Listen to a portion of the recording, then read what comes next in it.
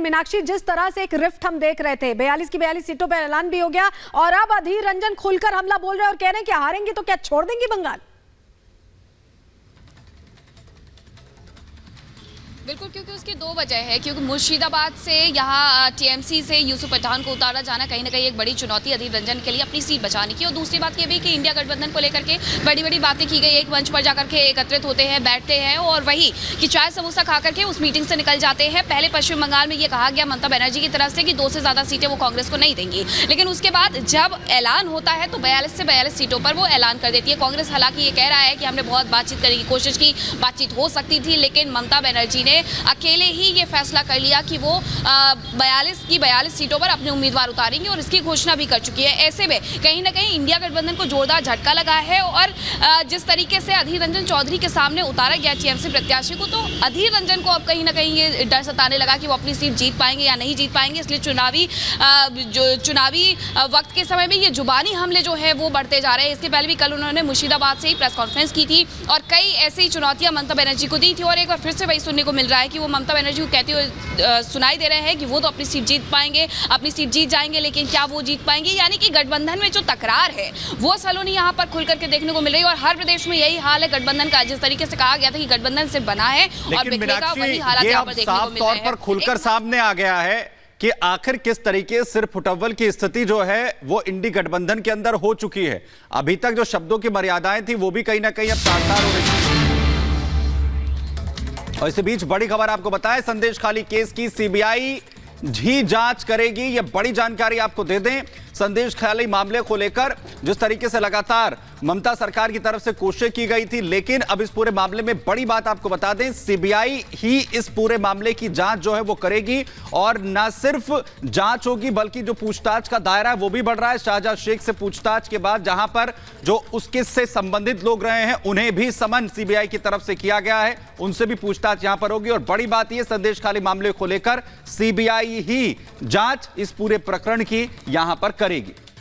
तो शाहजहां शेख का जो मामला है, जिससे भी मामला जुड़ा हुआ है, चाहे इससे पहले जब ईडी के ऊपर हमला किया गया, ईडी के ऑफिसर्स के ऊपर, या अभी ये पूरा संदेश खाली वाला मामला है, इसमें पश्चिम बंगाल सरकार को बड़ा झटका इसे एक तौर पर समझा जा सकता है। शाहजहां शेख मामले की जांच सीबीआई ही करेगी और इस मामले में ऐसे में संदेश खाली केस की भी जांच अब सीबीआई ही करेगी और सीधे सीधे कोर्ट ने दखल देने से इनकार कर दिया है। जो याचिका डाली गई थी उस पर बड़ी बात कही गई है कोर्ट की तरफ से। बड़ा झटका इसे समझा जा सकता है पश्चिम बंगाल सरकार के लिए। बड़ा झटका ममता सरकार के लिए भी हो सकता है ये, और जाहिर है जिस तरीके की कोशिशें पिछले दिनों की गई थी। उधर पश्चिम बंगाल में राहुल गांधी के साथ खेला हो गया। दरअसल टीएमसी ने बंगाल की सभी 42 सीटों पर प्रत्याशियों के नामों का ऐलान यहां पर कर दिया है। दरअसल ममता बनर्जी के इस फैसले में कांग्रेस परेशान है, जिसकी वजह से बयान भी एक के बाद एक सामने आ रहा है। रिपोर्ट आपको दिखाते हैं।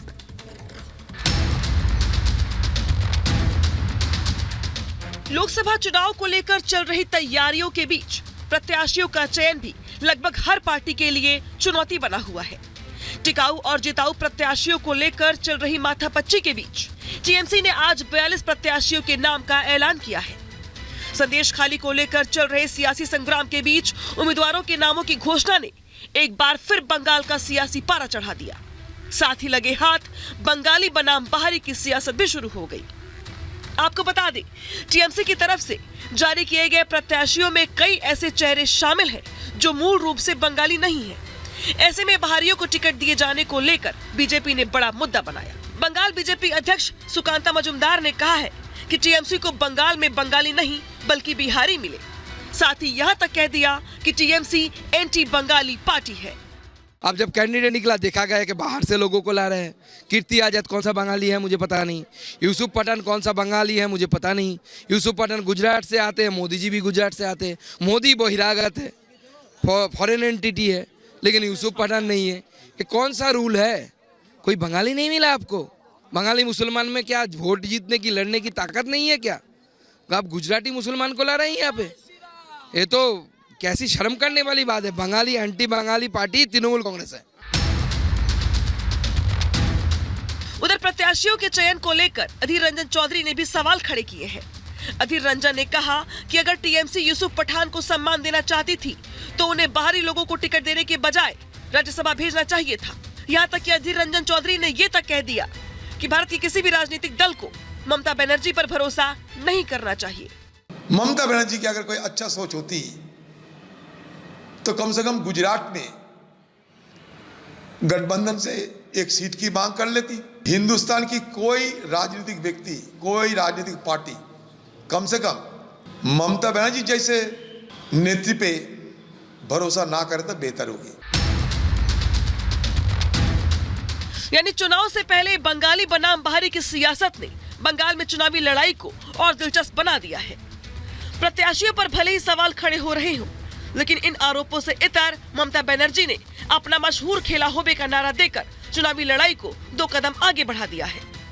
খেলা হবে জিততে হবে, খেলা হবে জিততে হবে, খেলা হবে জিততে হবে, খেলা হবে জিততে হবে। आइए अब आपको टीएमसी की तरफ से घोषित उम्मीदवारों की सूची में से उन चेहरों के बारे में बताते हैं जिन पर सियासत गर्म है। लोकसभा चुनाव को लेकर टीएमसी ने किया 42 उम्मीदवारों का ऐलान। बहरामपुर से पूर्व क्रिकेटर यूसुफ पठान उम्मीदवार, अधीर रंजन चौधरी के खिलाफ यूसुफ पठान को उम्मीदवार बनाया गया। बशीरहाट से नुसरत जहां का टिकट काट दिया गया। कृष्णानगर से महुआ मोत्रा को फिर से टिकट दिया गया। आसनसोल से शत्रुघ्न सिन्हा को फिर से टिकट दिया गया, जबकि दुर्गापुर से कीर्ति आजाद को टिकट मिला है। डायमंड हार्बर से अभिषेक बैनर्जी को भी टिकट मिला है। पश्चिम बंगाल में संदेश खाली को लेकर ममता सरकार की पहले ही जमकर किरकिरी हो चुकी है। ममता सरकार पर संदेश खाली के शैतान को बचाने तक के आरोप लग चुके हैं।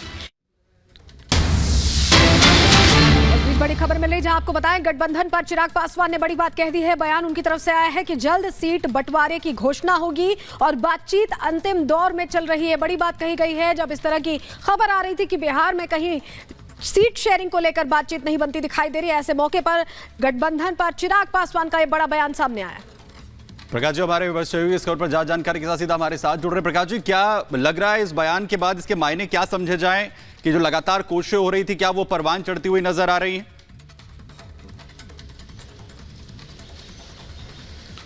देखिए, ये दबाव की राजनीति है और चिराग पासवान चाहते हैं कि रामविलास पासवान के असली वारिस वही हैं, न कि पशुपति पारस, जो कि अभी केंद्र के सरकार में कैबिनेट मंत्री हैं और जो एक घटक टूटा था जब जेडीयू और बीजेपी साथ थी 2-3 साल पहले। उस समय वो घटक टूटकर एनडीए में शामिल हुआ था, क्योंकि चिराग पासवान 2020 में बिहार विधानसभा का चुनाव जो है वो एनडीए के साथ नहीं लड़े थे, अकेले केवल जेडीयू के सीटों पर चुनाव लड़वाया था। बहरहाल अभी जो बातचीत चल रही है, नीतीश कुमार अभी स्कॉटलैंड से आज पहुंचेंगे, संभवतः कुछ बातचीत होगी सीट शेयरिंग को लेकर। जो गुत्थी उलझी हुई है उसको सुलझाने की कोशिश करेंगे। बिहार में 40 लोकसभा सीटें हैं।